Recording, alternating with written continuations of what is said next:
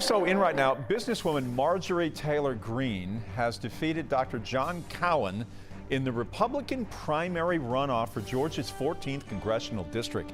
73% of the precincts are in. This was thought to be very, very close, and this is the one that many Republicans have been watching very closely tonight.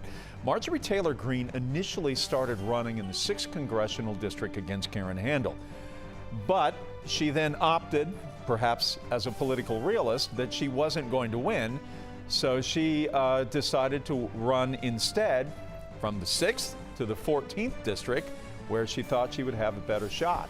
Her husband is in construction, and they opted for a residence there, and it looks like it has worked out for them tonight.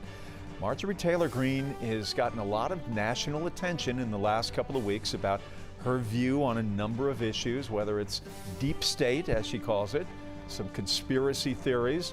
She is going to receive a lot of national attention in the weeks, in the months, perhaps in the year ahead, as she takes care of Dr. John Cowan.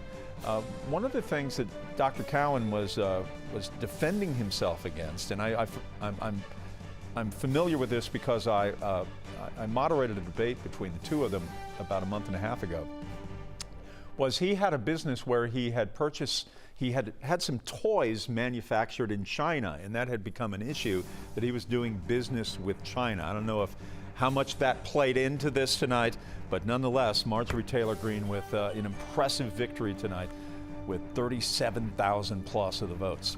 All right, we move on.